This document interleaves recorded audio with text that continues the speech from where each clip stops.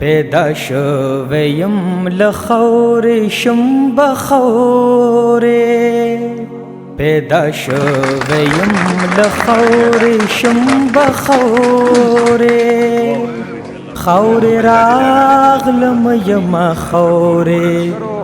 نن د سردار علي سردار د دې کتاب د شفق په بام د مخکتنې دستوره هم وه په پنجپیر کې د میاګانو په حجره کې د سردار بچو او هیواد ادبي ثقافتي تړون را جوړه کړې وه چې د ټولو ثوابه د ټولنو مرسته ورسره شامله وه. دا د سردار په یاد کې پروګرام هم او د سردار د ړومبي کتاب یعنی سردار خو د 15 کتابونو مصنف دی او د هغه ړومبی کتاب د هغې نه چاپ شو نو دا د هغې د شفق په بام مخکتنه وه. ډېره ښه دستوره وشوه. د اسلام آباد نه مشران راغلي وو، د پېښور نه راغلي وو، د نوښار نه، د ملکنډ نه، د دیر نه او خپل زمونږ چې د ثوابۍ چې کوم منورینو ډېر ښه پروګرام وشو، ډېر معیاري پروګرام وشو. ملګرو د سردار ملګري په یاد کې هم خبرې وکړې، د هغه خاطرې هم شریکې کړې، د هغه په فن باندې هم ډېرې ګټورې خبرې وشوې او داسې یو پروګرام وشو چې زه ورته داسې وایم چې داسې سیمینارونه هم په پښتونخوا کې ډېر کم کېږي چې ډېر لوی لوی عالمانو ته راغلي او په ډېرو لویو لویو هوټلو کې کېږي. نن د پښتنو په حجره کې چې دی نو یو جدید سیمینار وشو، یعنې داسې وګڼئ څنګه چې سردار په خپله د جدت او د قدامت یو حسین امتزاج و. دکه شان د هغه پروګرام هم نن د جدت او د قدامت یا د روایت چې دی نو حسین امتزاج و.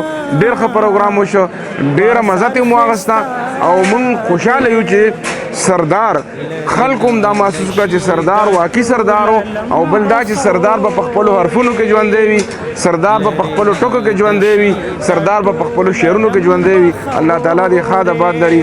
یو جان مننه. السلام علیکم. راغلم یما خورې زم بخورې نه بسوک وي بیا زما نه بد چا. بسم الله الرحمن الرحیم. زه ډېره زیاته خوشبختي محسوسوم چې نن د پنجپیر په تاریخي کلي کې او د ثوابۍ په لویه خاوره باندې د سردار پنجپیروال صاحب په یاد غونډه کې دلته کې ګډون کوم. دا غونډه چې هر چا را جوړه کړې ده خو د ټول پنجپیر کلي دپاره او د ټولې ثوابۍ دپاره ډېره ویاړمنه غونډه په دې ده چې د ټولې پښتني سیمې نه د سر خلک دې غونډې ته حاضر شوي دي او دا د سردار لالا د شعر د هنر د شعر د تفکر او د هغه د شخصیت زما په خیال سره یو سحر او یو اثر و چې دا ټول خلک دلته راغلل او د هغه په دې یاد غونډه کې شرکت وکړو. په دې غونډه کې یو خبره ما ډېره په شدت سره محسوسه کړه چې د دې کلي خلک د دې علاقې خلک د خپلو شاعرانو سره د خپلو فنکارانو سره د خپلو اتلانو سره ډېره زیاته مینه کوي.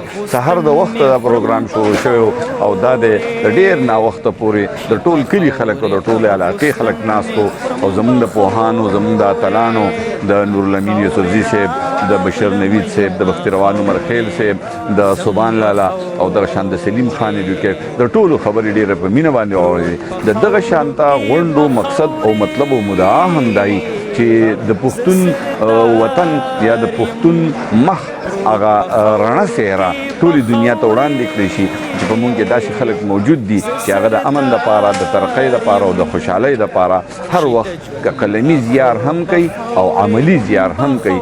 نو پښتانه د دې دنیا یو پرامن قوم دی، ترقي غواړي، خوشحالي غواړي، خو که چا لږ په قلاره پرېښودله. خورې راغلم یما خورې زم بخورې خورې راغلم یما خورې زم بخورې پیدا شویم لخورې شم بخورې پیدا شویم لخورې شم بخورې.